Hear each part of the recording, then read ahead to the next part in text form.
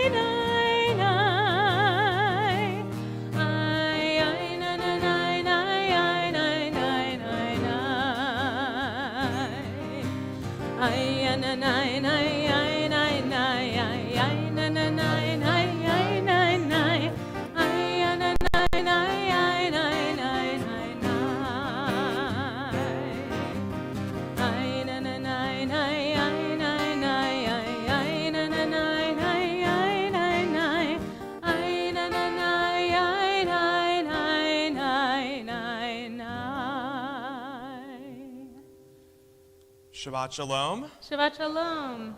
It is wonderful to see all of you here on this Shabbat, and we have an opportunity to be in this space together.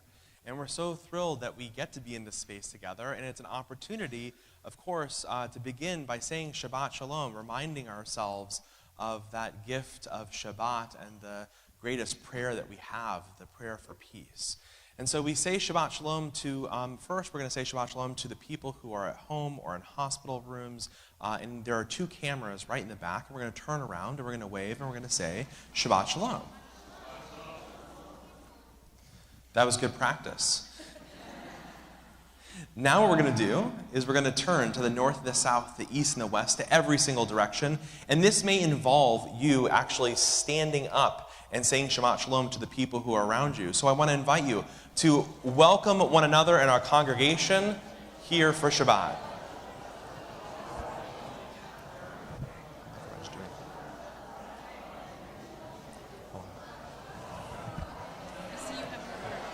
Yeah.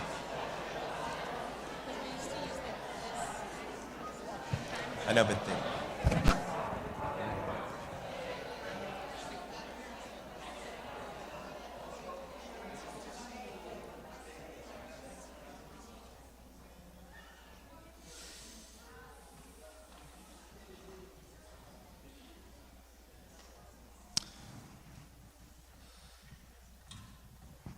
the Torah tells us to pay attention, to be mindful of the path that we walk. And Shabbat calls out to us to wrap ourselves in the threads of connection and the threads of possibility, to hear the soft sounds of our heartbeat at rest, and to seek God's presence while we're in the community of one another. From evening to morning for 25 hours in times of challenge and blessing, we raise up God's light. We cultivate a wise heart. We weave together God's Spirit into our lives. Through treasuring our relationships, honoring our family and community, and recognizing that wisdom flows through each of us. it's not just that we are in search of God. Shabbat reminds us that God is in search for us too. So tonight, as we invite Sam Lutwick and his family, and Lila Cohen and her family to come light the Shabbat candles, we remember that in every moment, we are the ones that bring God's light into the world. If Sam will bring forward his family and Lila will bring forward her family,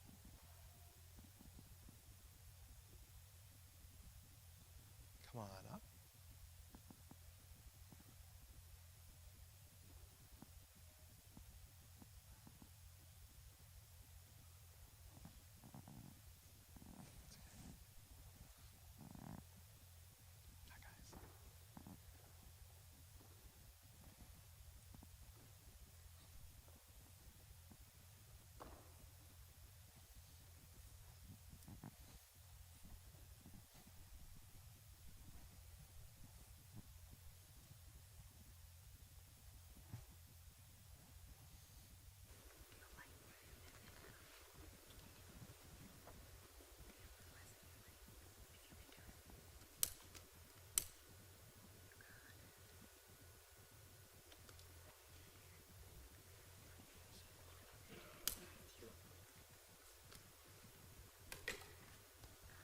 And we'll join together in the blessing. Baruch atah Adonai, Eloheinu melech haolam, asher kiddushanu b'mitzvotav, v'tzivanu lahadlik ner shel Shabbat. And we offer the words of Kiddush, saying that this time is sacred and set apart and special.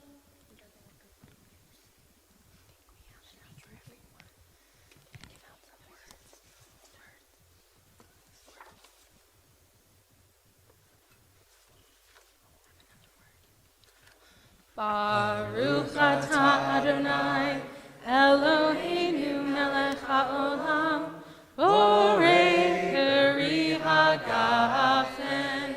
Baruch atah Adonai, Eloheinu melech haolam, asher kiddushanu b'mitzvotav, v'ratzavanu,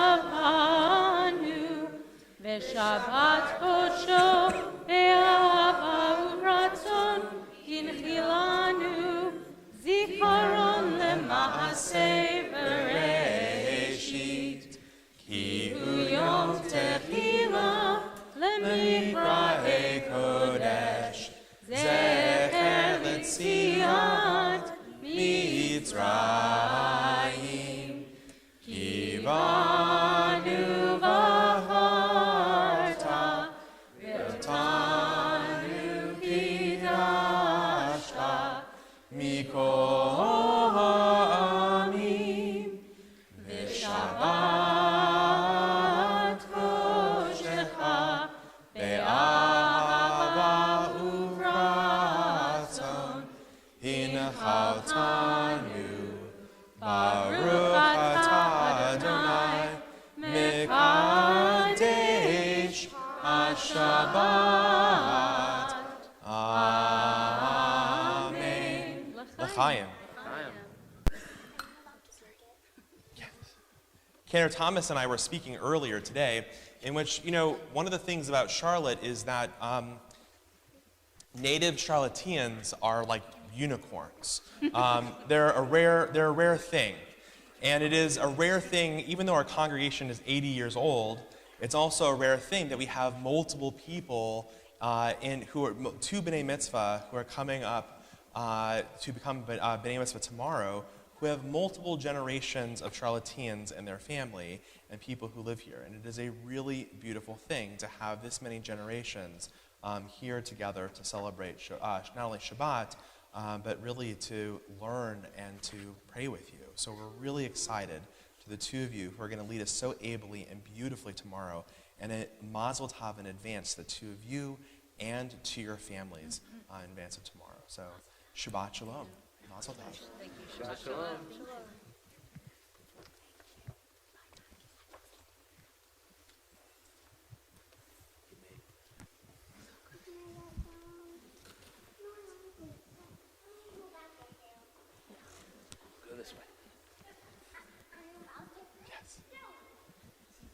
The ramp is so much easier to run down.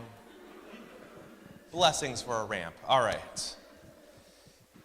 In our congregation this last year, we made the decision to elevate our congregation with adding a little more joy.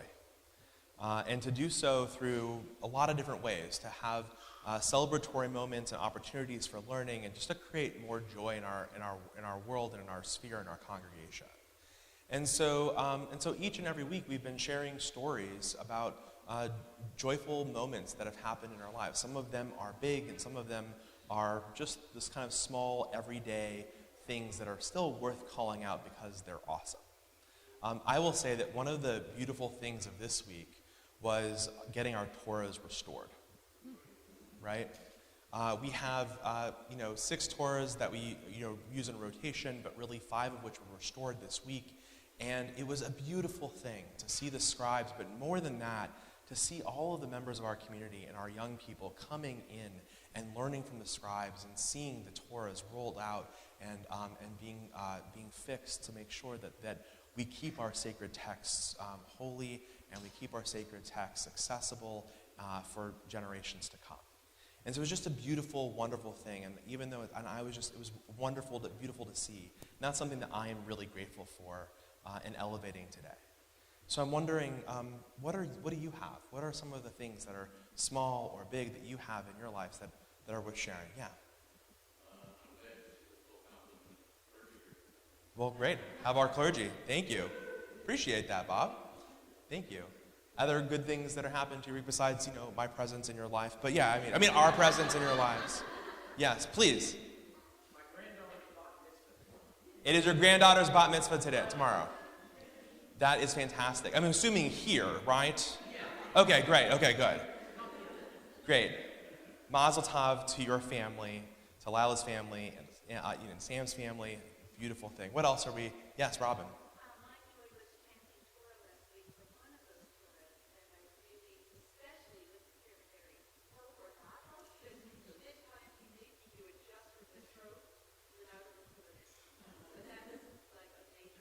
That's awesome. For the milestone of learning Torah trope, for chanting Torah in our community, and for honoring Shabbat and honoring our community, that's a beautiful thing to be joyful for. Yeah.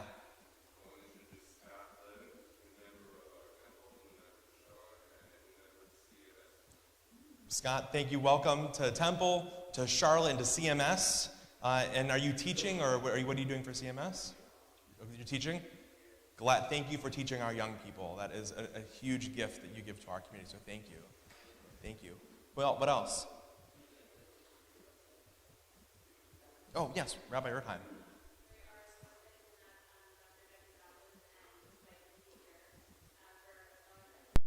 That's great.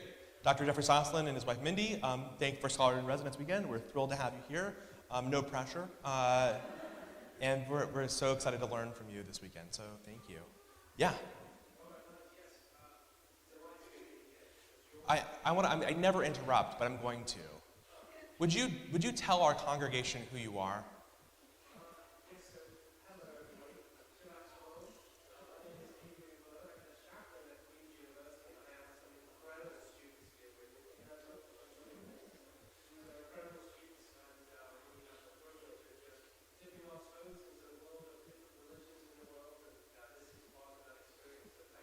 So this is Reverend Adrian Bird. If you didn't hear him, this is Reverend Adrian Bird, who is the chaplain at Queen's University with his World Religions course. And they will be testing me out on my knowledge after services.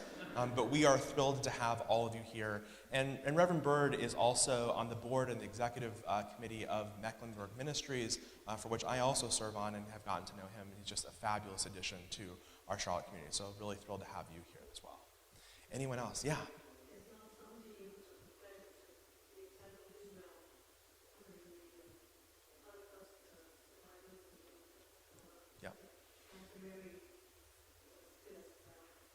Karen Thomas sang so beautifully as we commemorated Yom HaShoah and remembered as well. So for all of these things, for the ways in which you are blessed to have us as clergy, I'm sure, but for also for B'nai Mitzvah that are happening tomorrow, for the ways in which we are excited to learn and that we have teachers in our community of young people and of college students. We are just so grateful, and we thank God not only for giving us life, but for sustaining our lives to reach joyous moments.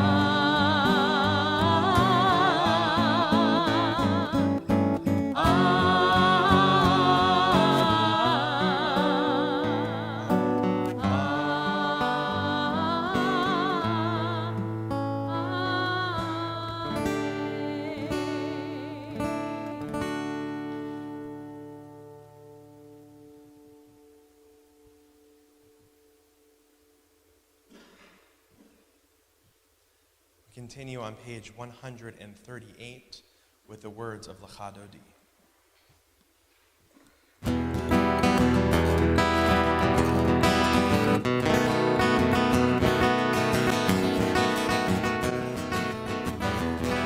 Lecha Dodi, Likrat Kala, B'nei Shabbat, Nekabela.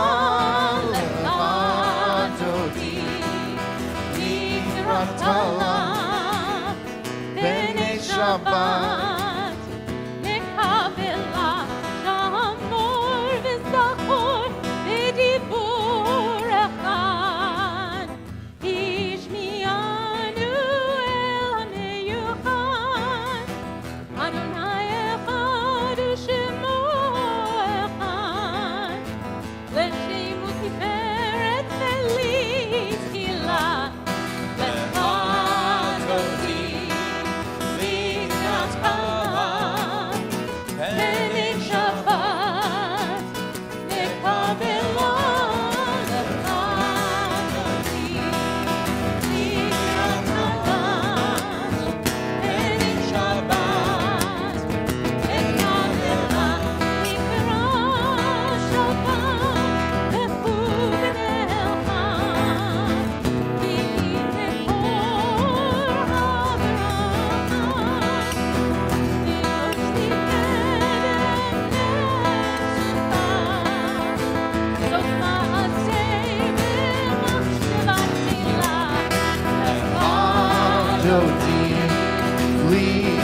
Kala, B'nei Shabbat, Nekabela, Lecha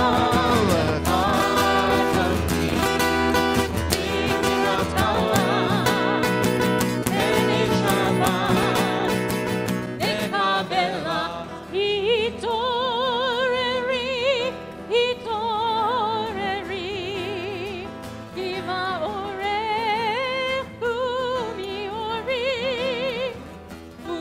Uri shir daberi, kevod Adonai alayich nigla, Lecha Dodi, Likrat Kala, B'nei Shabbat, Nekabela, Lecha Dodi, Likrat Kala.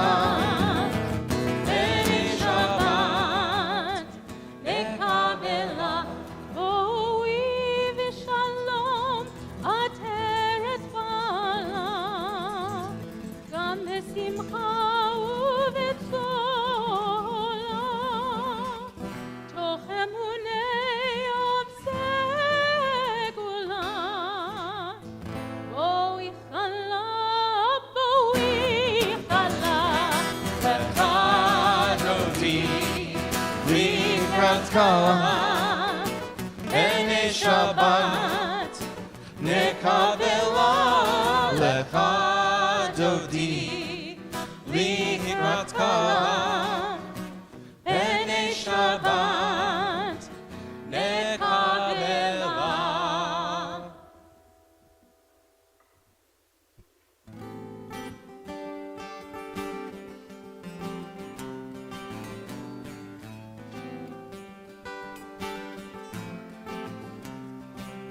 Ya la la la la, ya la la la la, ya la la la la, ya la la la la, ya la la la la, ya la la la la, Ya la la la la, ya la la la la. Am I awake? Am I prepared? Are you listening to my prayer? Can you hear my voice? Can you understand? Am I awake? Am I prepared? Baruchu et Adonai HaMevorach. Baruch Adonai HaMevorach Le'olam va'ed. Ya la la la la, ya la la la la, ya la la la la, ya la la la la, ya la la la la, ya la la la la, ya la la la la, ya la la la la.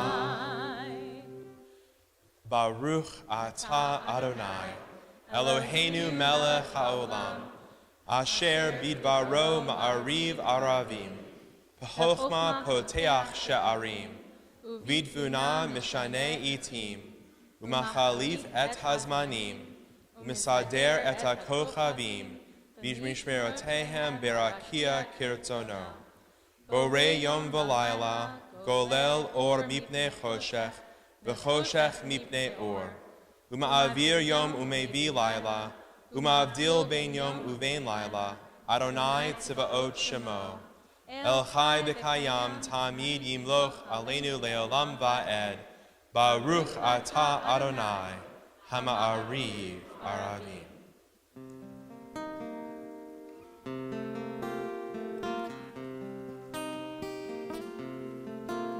Shema Yisrael Adonai.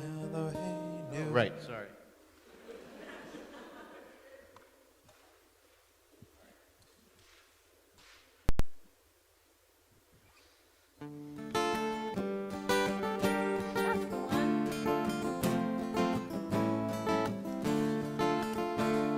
Ahavat olam b'neit Yisrael, v'amta ahavta. Torah u'mitzvot, chukim u'mishpatim, Otanu lemadeta.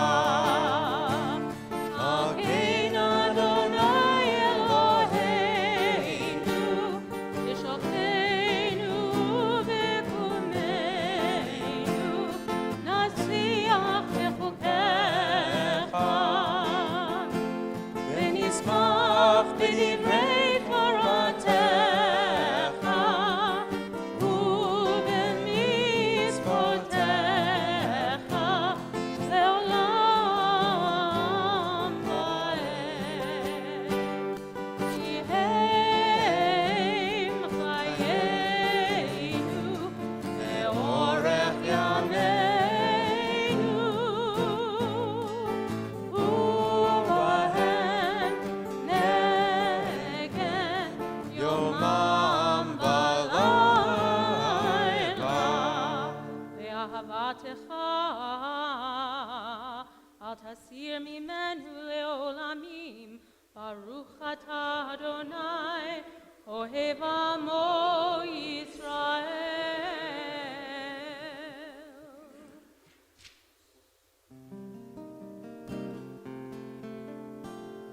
Shema Yisrael Adonai Eloheinu, Adonai echad. Shema Yisrael Adonai Eloheinu, Adonai echad. Shema Yisrael Adonai Eloheinu, Adonai echad. Shema Yisrael Adonai Eloheinu, Adonai echad. Baruch Shem Kevod Malchuto Leolam Vaed. Baruch Shem Kevod Malchuto Leolam Vaed. Shema Yisrael Adonai Eloheinu, Adonai echad. Shema Yisrael Adonai Eloheinu, Adonai echad. Ve'ahavta et Adonai Elohecha b'chol lavcha v'chol nafshecha u'v'chol me'odecha ve'hayu hadvarim ha'ele asher anochi mitzavecha hayom al levavecha Vishinantam levanecha, v'dibarta ba'am, v'shivtecha b'beitecha, uv'lechtecha b'derech, uv'shoknecha uv'kumecha, uv'shartam le'ot al yadecha, v'hayu letotafot b'neinecha, Uv'tavtam amezuzot beitecha uv'isha'arecha leman tizkeru v'asitem et kol mitzvotai v'tem kedoshim le'Eloheichem Ani Adonai Eloheichem asher hotzeiti etchem Me'eretz Mitzrayim Liot lachem le'Elohim, Ani Adonai Eloheichem. How do we escape the narrow places, the hardened hearts, the constricted minds that hold us back? The ancient Israelites of old, well, they taught us that we must journey through difficult terrain and to face our fears. Though frightened and desperate, they chose to move forward, and the waters parted, revealing that way to redemption. Breaking free from the grip of the past requires courage. It requires faith and determination to step into the unknown. Though we may falter and doubt, we have to keep on moving forward, supported by our community and our faith in the divine. How do we escape the narrow places, the hardened hearts, and the constricted minds that hold us back? How can we let go of old habits and beliefs that no longer serve us, but feel ingrained in our identity? One step forward, holding the hands of those around us. The words of Michamocha call out to us, reminding us that the way that we will find the promised land is by singing and dancing and rejoicing on this journey of life together.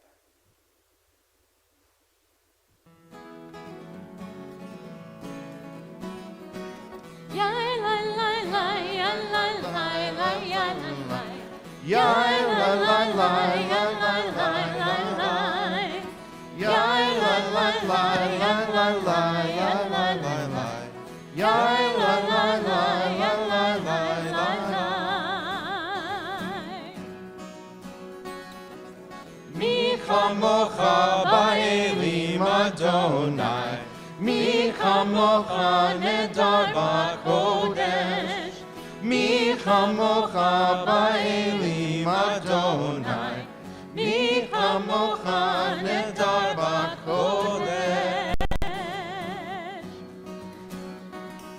Nora tehilot, o Sefer,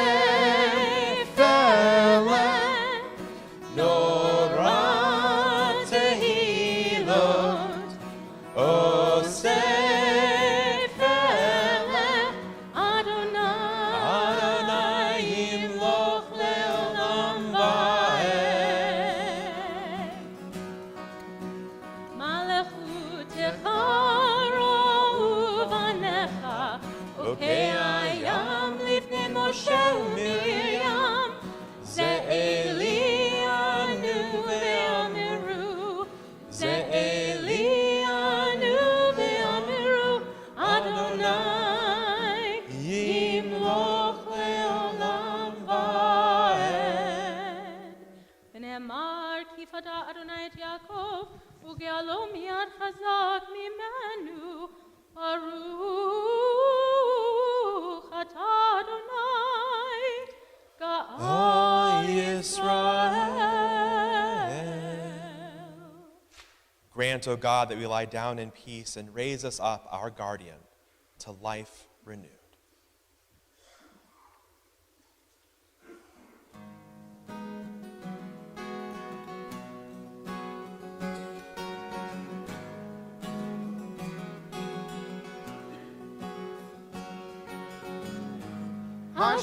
Hashkiveinu Adonai, Eloheinu l'shalom, v'hamideinu shomreinu l'chaim. Spread the shelter of your peace over us. Guide us in wisdom, compassion, and trust. Hashkiveinu Adonai, Eloheinu l'shalom, v'hamideinu shomreinu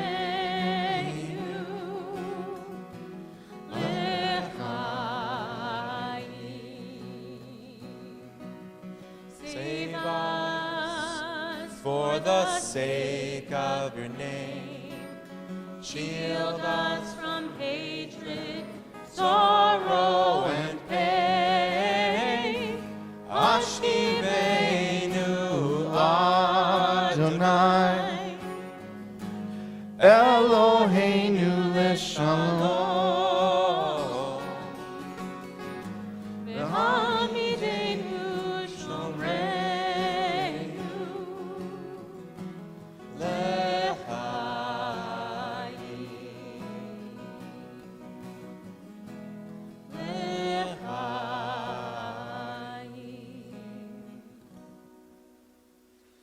On the seventh day, God ceased from work and was refreshed.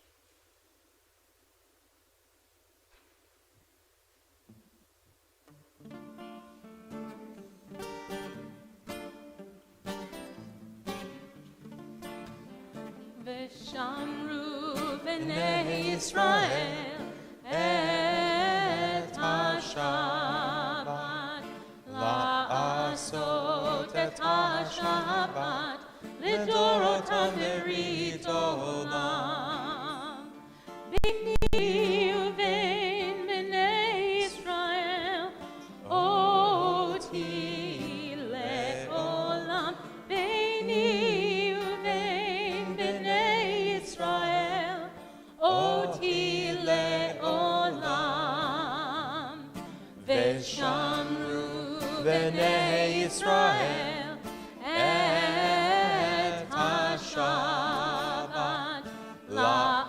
לעשות את השבת לדורותם ברית עולם. כי ששת ימים עשה אדוני את השמיים ואת הארץ. כי ששת ימים עשה אדוני את השמיים ואת הארץ. ושמרו בני ישראל את השבת, לעשות את השבת לדורותם ברית עולם. וביום השביעי שבת ויהי נפש, שבת ויהי נפש. וביום השביעי שבת ויהי נפש, שבת ויהי נפש. ושמרו בני ישראל את השבת,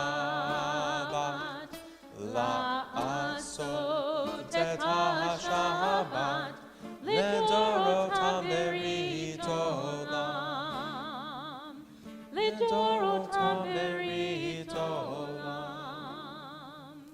לדורותם ברית עולם.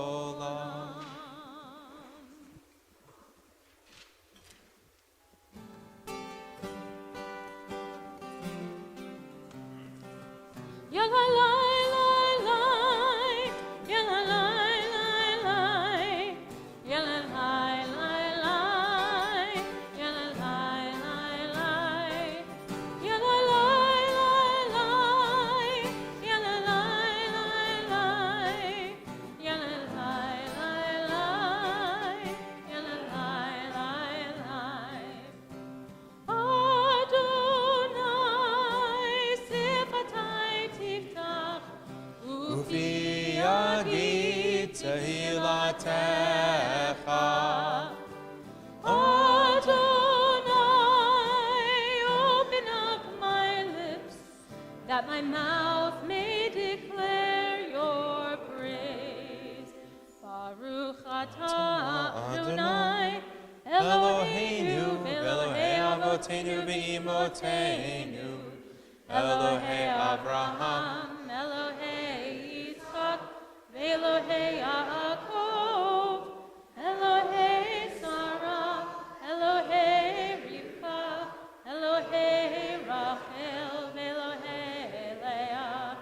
Ha'el HaGadol HaGibor VaHanorah El Elyon Gomel Chasadim Tovim Ve'konei HaKol V'zocher Chasdei Avot V'imahot U'mevi Geula Livnei B'nehem Lema'an Shemo Ve'ahava Melech Ozer U'Moshia U'Magen Baruch atah Adonai, Magen Avraham ve'ezrat Sarah.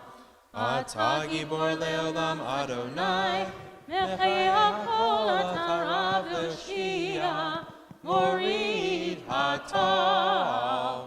Mechalkel chayim b'chesed, mechayei hakol berachamim rabim.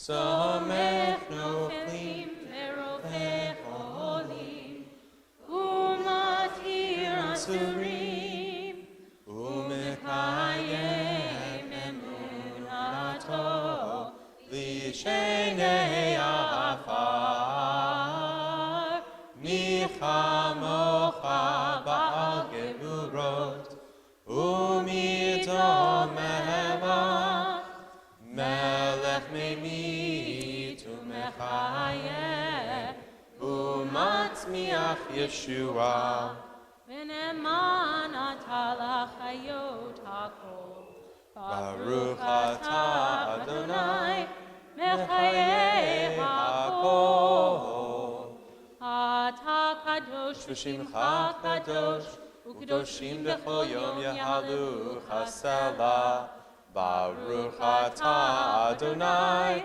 Ha'el HaKadosh. We continue in silence with the prayers of our hearts, the prayers that are on the pages of our prayer book. And you may be seated when you are finished with your prayers or at a time that's comfortable for you.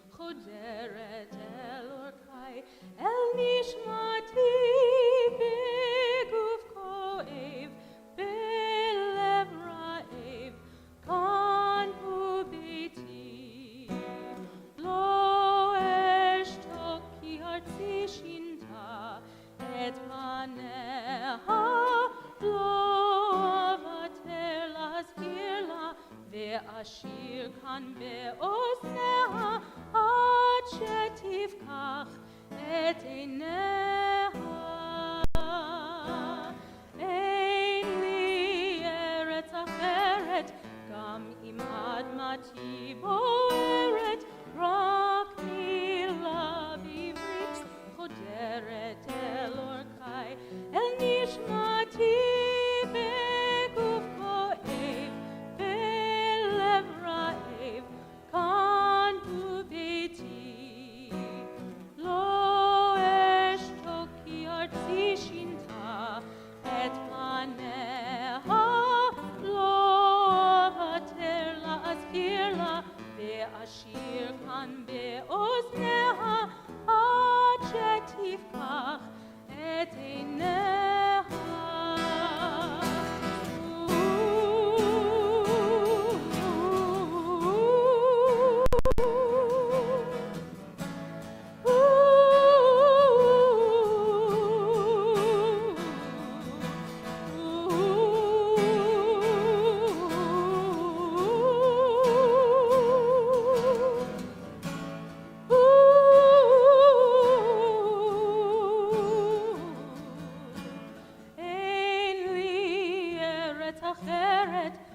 שתחדש ימיה עד שתפקח את עיניה.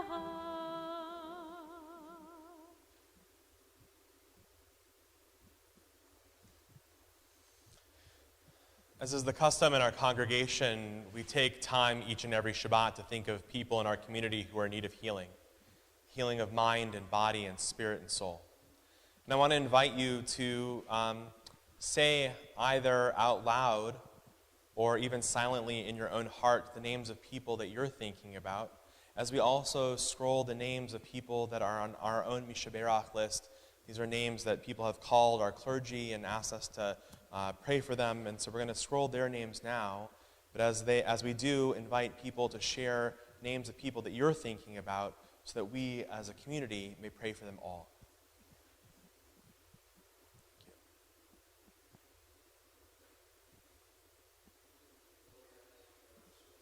Thank you. Thank you. Thank you.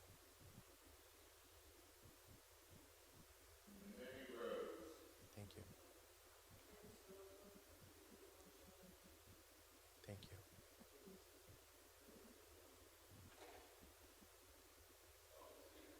Thank you.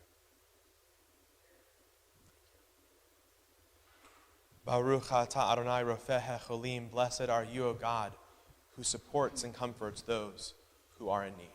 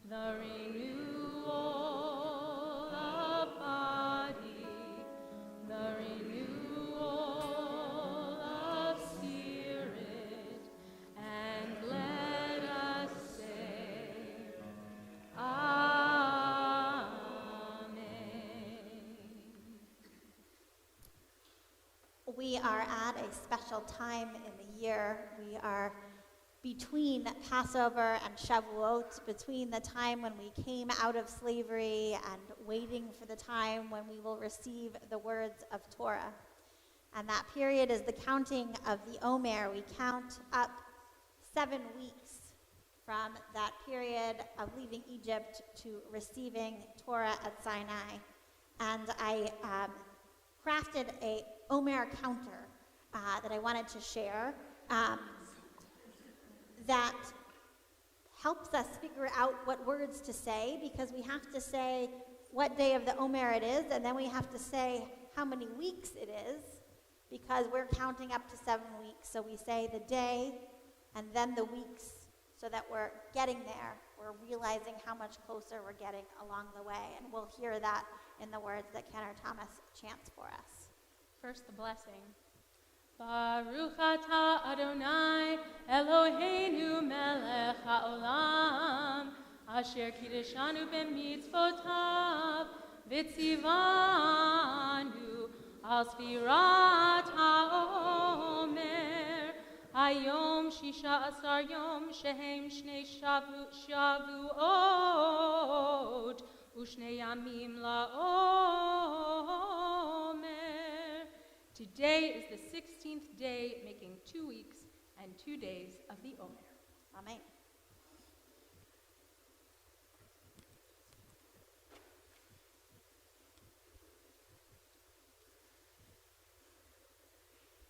Ahavat Medinat Yisrael Fund, established by Sam and Emily Zimmern in 2021, was created to help foster a sense of love and attachment to the state of Israel within our Temple Bethel community.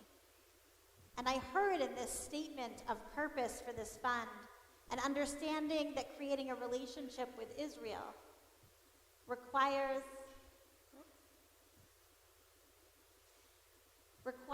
more than keeping up with current events. It calls for exploring different facets of Israel's history, people, culture, and environment, and building a multifaceted relationship with Israel over time. When we set out to invite a scholar for this year's Israel Scholar in Residence Weekend and came across Dr. Sosland's work, we knew that we had found someone who was both passionate about Israel and also an expert on an aspect of Israel that we had never explored and could definitely not teach the congregation about. We reached out and we are grateful that he accepted our invitation. Dr. Jeffrey Sosland is Assistant Professor of Global and Immersive Studies at American University with degrees from Harvard and Georgetown Universities. Dr. Sosland's teaching focuses on international business, global water scarcity, and internship experiential learning. His most recent book is on water politics and the Arab-Israeli conflict. His research on experiential education has received awards from the American Political Science Association and the National Society for Experiential Education. He was also awarded a postdoctoral fellowship from Hebrew University of Jerusalem. In his Jewish communal life, Dr. Sosland and his family are active members of their synagogue in Washington. He and his wife, we found out tonight, met at Jewish Overnight Camp. And he served on the board of Camp Ramah in New England, where his children attended.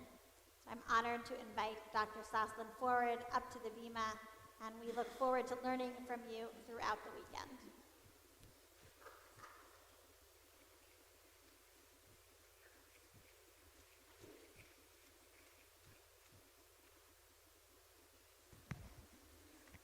So I hope this mic is working, yes? Shabbat Shalom. You can't give a talk on water without having water next to you. Okay. Tomorrow's Earth Day. Happy Earth Day. This week is Yom Ha'atzmaut. Happy Yom Ha'atzmaut. So it's a good time to be talking about water. Just want to take this opportunity to thank this wonderful Bethel, this wonderful Temple Bethel community. You have three great rabbis, a wonderful staff. Please cherish these amazing people.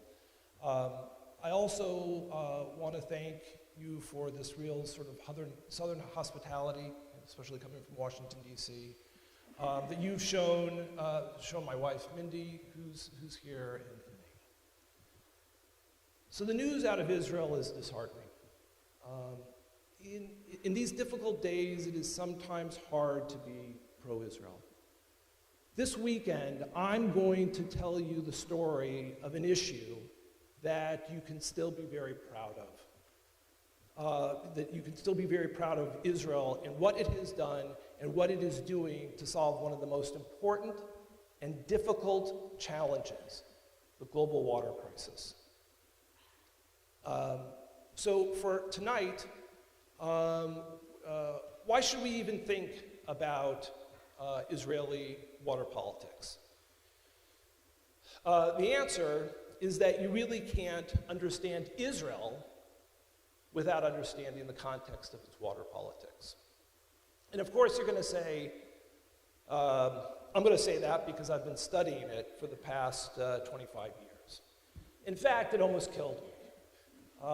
On Sunday, February 25th, 1996, just 3 days after my 29th birthday, 3 years after our wedding, I took a number 18 Jerusalem bus. I was on my way to Jordan to continue my year-long research in the region, some of which I'll be discussing with you tonight. Long story short, as I was getting off the bus, a suicide bomber got on, A few minutes later, he exploded the bomb and murdered 26 innocent people, including 2 American rabbinical students, Sarah Ducker and Matt Eisenfeld, who I learned later were close friends with my cousin, and they were also traveling to Amman, Jordan. All the people in the back of the bus where I had been standing were killed in this attack. From this painful experience and others, I want you to understand that I am not sort of a naive, idealist environmentalist, especially when it comes to the Arab-Israeli conflict. But I do believe that water, if properly understood, can play an important role in resolving this never-ending bloodbath. Water politics can play an important role in building trust and confidence between enduring enemies, and pave the bumpy road to cooperation and even peace. That's going to be the focus of my talk tonight. So, like any good story, you have 3 or 4 acts. And tonight, my brief history of Israeli water politics has got 4 parts. Part 1 is the 1950s Israeli state building. Part 2, 1960s, and the violent water conflicts, war. Part 3, the 1970s, 80s, and 90s, peace. And then I'm going to end with 3 hopefully interesting takeaways. So let's start with part 1. Let's begin with the austerity era of Israel's early years of statehood. Today we almost take for granted that Israel is a wealthy, developed country, startup nation. That was not the case in the 1950s. When Israel became an independent state in 1948 and just survived and won its war of independence, things looked incredibly bleak. A devastating 1% of the Jewish population died in the War of Independence. Israel was a refugee state. In 1948, Israel's Jewish population was a little bit over 500,000. In under a year, almost a quarter of a million Jews from over 50 countries immigrated to Israel, including Holocaust survivors and other World War II refugees, and Jews from Arab states. Israel was a poor post-colonial state, overrun with these refugees and immigrants, and surrounded militarily, politically, by hostile countries. The Arab states boycotted Israel. It was also in an economic mess, facing near financial collapse. There wasn't enough food. Indeed, just 1 month before its birth, a United Nations commission reported to the Security Council that a serious food shortage with a threat of starvation is imminent. The new state had no credit line and was on the verge of bankruptcy. There was rationing of food and clothing and all essential provisions. Life was not easy. 1950s Israelis often stood in line for hours to obtain goods if they were even available. Throughout the 1950s, unemployment was high, and something that today we're familiar with. Inflation was on the rise. So how do you feed and resettle and employ these refugees and immigrant population? How do you grow the economy and fund the needed national security? David Ben-Gurion and the Zionist leaders before him knew the answer well. Water. Water was the key ingredient for life, for food, for agricultural jobs and exports, and in general, building a modern state. The problem is, and has always been, that Israel doesn't get much rain. It only rains a few months during the winter, and the amount of precipitation varies significantly from year to year. To make matters more complex, most of the water, the rainfall, the groundwater, the rivers, the main lake, it's all in the north. The rub is that most of the population is on the Mediterranean coast, big Tel Aviv. And much of the open land to settle the growing population is in the desert south. So how do you get the scarce water to where it's really needed? The answer in 1948 was the National Water Carrier. It is the biggest water project in Israel, and according to the World Zionist Organization, one of the most basic physical manifestations of the Zionist vision. It was more than just 80 miles of large pipes and canals and pumping stations from Lake Tiberias to the populated center and arid south. It was a symbol of the state, just as the Aswan Dam is a symbol of Egyptian nationalism, or the Hoover Dam is an example of American pride. This was a monumental challenge. The National Water Carrier was expensive. It used a lot of electricity to pump water. It took something like 4,000 workers to construct it, and it took 10 years to build, 1953 to 1964. With the National Water Carrier becoming operational in 1964, the era of Arab-Israeli violent conflict over water was about to get hot. So this takes me to part 2, war. And a good chance to drink some water. With the rise of Arab nationalism in the 1960s, Egypt's Nasser understood the symbolism of the National Water Carrier and its real economic, social, political value to Israel. The Arab states understood well that they were unable at that time in the 1960s to defeat Israel on the battlefield.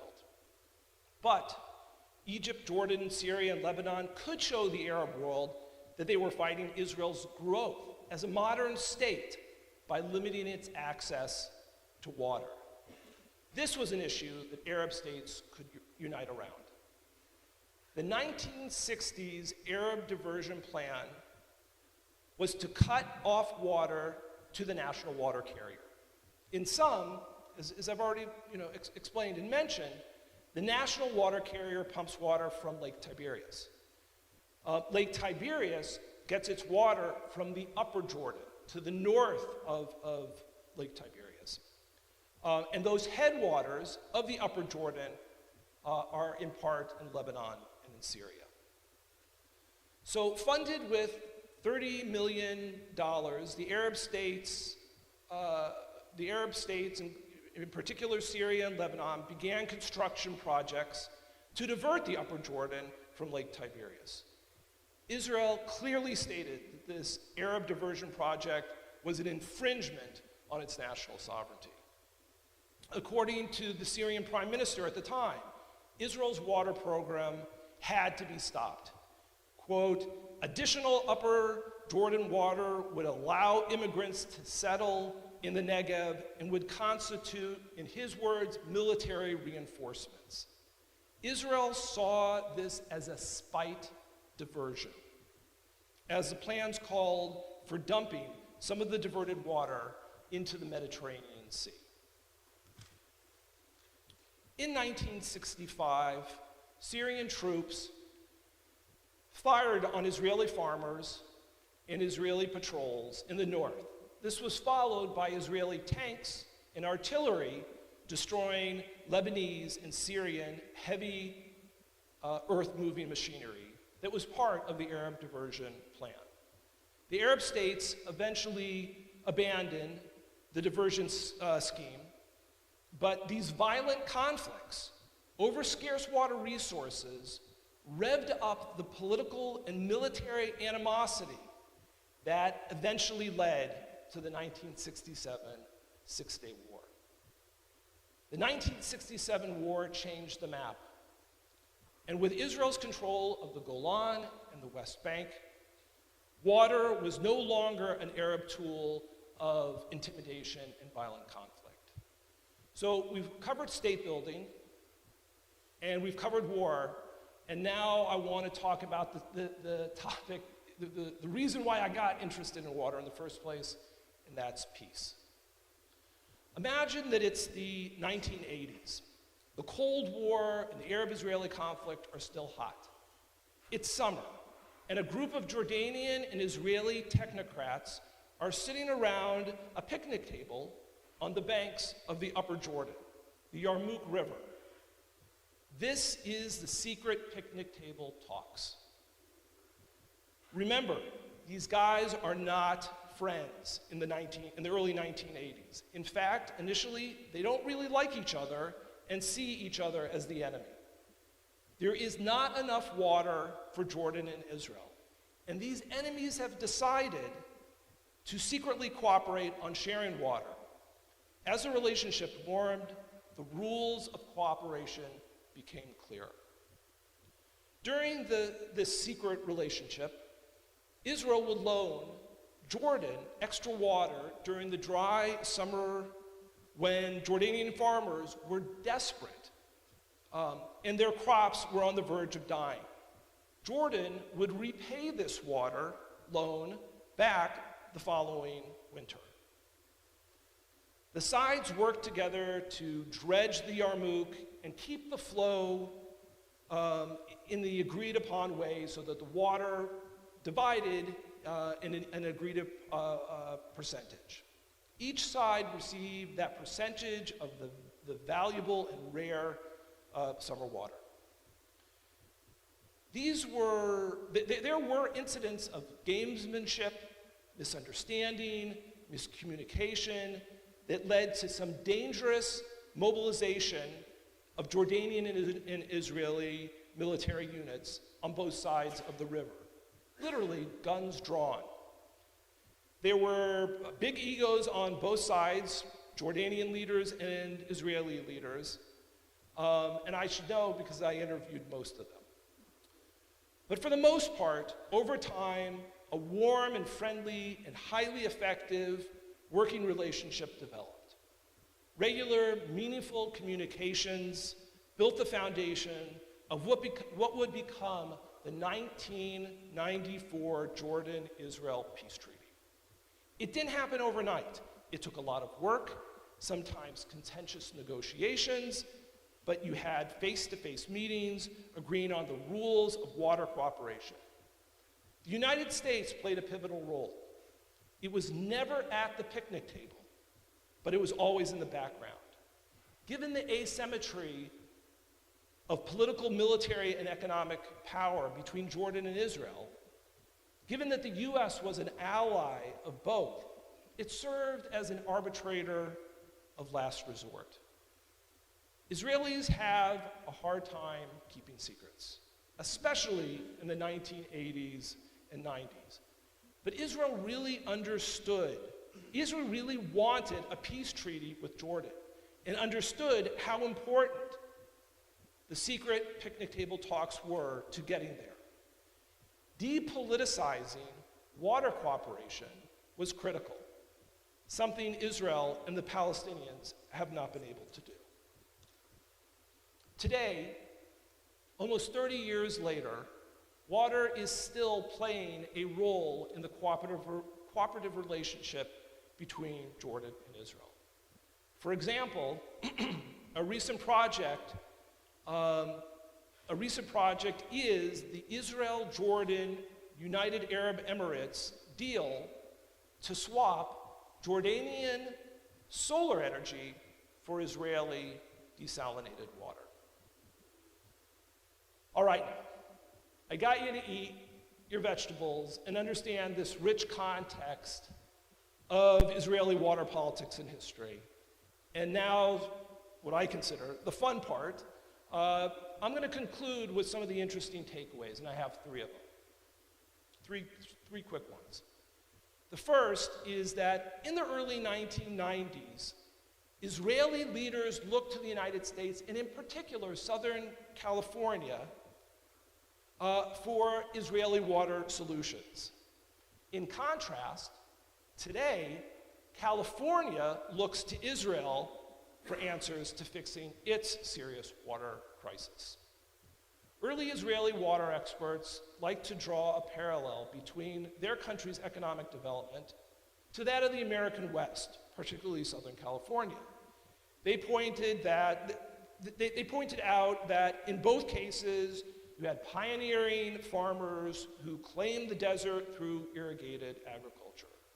Services, manufacturing, industry followed later. This was the economic model. Like Southern California, the capacity of local water resources were endangered by water overdraft.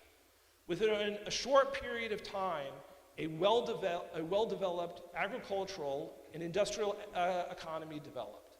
And this justified the importation of water from long distances and the relatively great expense of those water projects.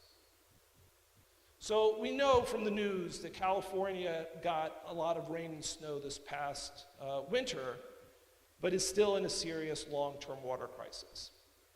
Like Israel, California has begun to build desalination plants on its coast. For example, the San Diego-Carlsbad desalination project is the largest desalination plant in the Western Hemisphere. Who designed it and is operating it for the next 30 years? An Israeli company, IDE. IDE is a world leader in desalination, offering one viable solution to the global water crisis.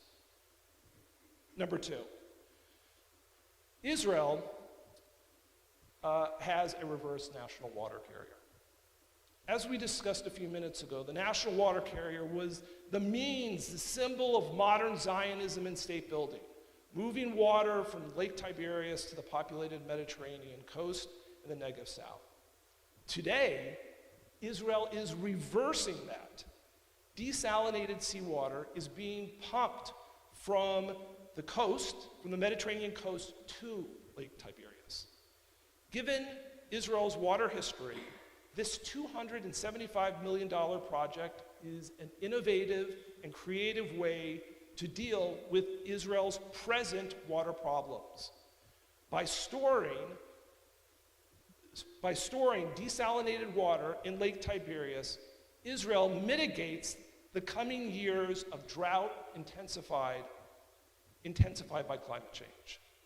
The desalination plants on the Mediterranean coast are military targets for Israel's enemies, such as Hamas and Hezbollah. By storing desalinated water in Lake Tiberias, water is less of a strategic vulnerability. Israel's environment needs some love and care. Its ecosystem has historically been deprived of water, and this reverse national water carrier helps clean the rivers and empower a strong and healthy environment. Israel is committed to providing a great deal of water to Jordan and will hopefully provide someday more water to the Palestinians. Storing water in Lake Tiberias facilitates water cooperation. By having Lake Tiberias storage, Israel doesn't need to build as many expensive desalination plants. You store the winter water and will be able to use it during the dry, thirsty summer. So quickly, number three. Is Israel full? Is Israel full? Is there enough water for its growing population? This is an enduring question that goes back to Herzl and the first Zionist thinkers. For the past 75 years, Israel's population has increased from less than 1 million to over 9.5 million today. Alon Tal, a scholar and environmentalist, estimates that by 2065, Israel's population will be between 15 and 25 million. And this is why he asks, is Israel full? This population growth poses a real challenge to the country's environmental, social, equity, and quality of life. Does Israel still have the capacity and the ingenuity to solve its future water problems, as it has done in the past? Or is this population bomb just too big and complicated to solve? How will water politics continue to be part of Israel's future for the next 75 years? Shabbat Shalom.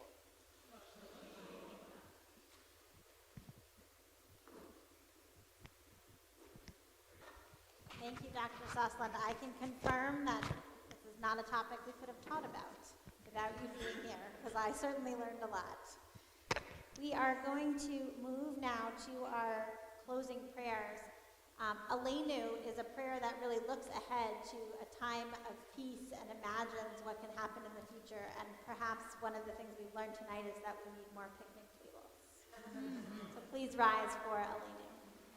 Aleinu l'shabeach la'adon ha'kol, la'tet gedula liyoser b'reishit, shelo asanu k'goyei ha'aratzot, v'lo samanu k'mishpechot ha'adama, shelo sam chelkeinu kahem, v'gor aleinu kechol hamonam, va'anachnu korelim, u'mishtachavim u'modim, lifnei melech malchei hamlachim, hakadosh baruch hu, v'ne'emar v'haya Adonai lemelech ha'aretz,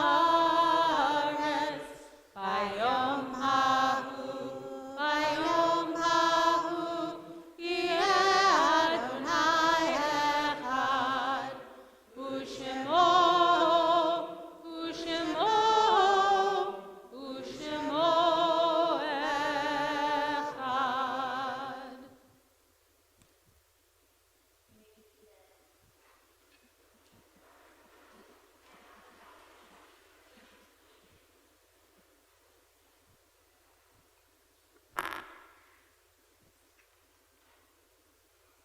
We now take time, as we do every time we come together in prayer, to remember those who are no longer with us, to remember the impact that they made on our lives, and the way that they continue to be a blessing as we continue, though they are not physically with us. In our congregation, we remember in the period of Shloshim those who were lost in the last 30 days: Robert Buckholtz, James Robert Brock Sr., Ellen Dermack, Paula Dickstein, Sheldon Friedman, Miriam Adina Garson, Leon Levine, Kendall Ross, Rachel Reisner Selden, and Emery Zabo. And we mark the yahrzeit, the anniversary of the passing of Joseph Arroyo, Rudith Berkowitz, David Berkowitz, Donald Blanchard, Gabe Borhart, David Bramlett, Neil Califf, Claire Rosenberg Cohen, Marie Cox, Doris Day, Nicholas Dobkin, Esther Dreyer, Mayor Elman, Miriam Fileski, Nathan Glickman, Rhoda Goldberg, Leo Goldfarb, Reba Goodman, Arthur Gordon, Alexander Greenfield, Elaine Alexander Herzog, Henry Hirschman, Arthur Hiddleman, Sheldon Howard, Shayna Rose Kaplan, Charles Klein, Irma M. Klein, May Kushikow, Anna Lashinsky, Charles Levinson, Alice McNeil, Helene Miller, Mort Mooney, Ronald Moore, Ansel Meyer Morgenstein, Alfred Malter, Norman Musler, Solomon Niego, Herb Obeder, Nat Peltzer, Alex Polsky, Henry Powers, Faye Prechner, John William Bill Quinn, Billy Raff, Emma Randall, David Rose, Edna Rosen, Jewel Curtis Rosenbaum, Gertrude Roth, Abraham Rothkopf, Suzanne P. Rubens, Joanne Sadler, Seymour Schwartz, Fanny Side, Leonard Selman, Esther Shore, Mortimer Short, Elizabeth Small, Abraham Taylor, Alexander Weber, Joyce Weisberg, Ilsa Weiss, Rebecca Whetstone, Charles S. Winters, and Shirley Zeskind. If you are remembering someone this Shabbat, I invite you to add their name to our Kaddish list.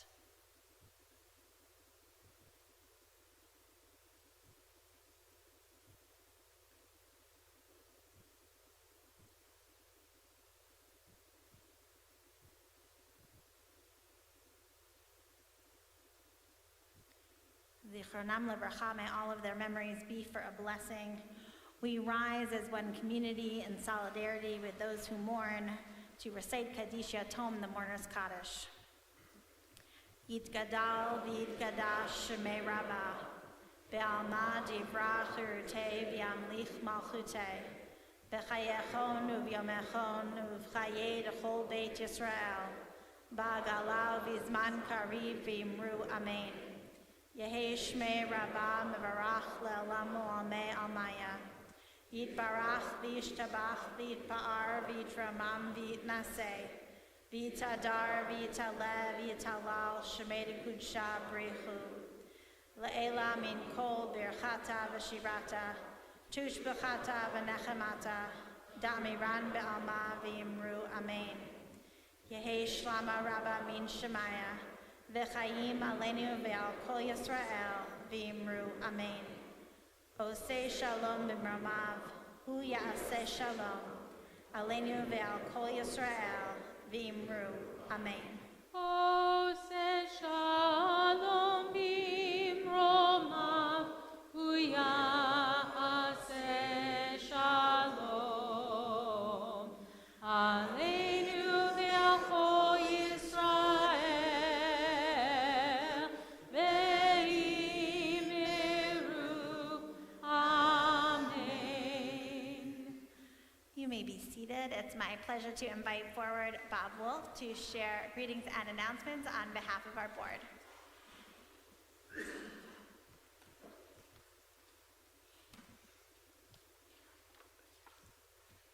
Shabbat Shalom.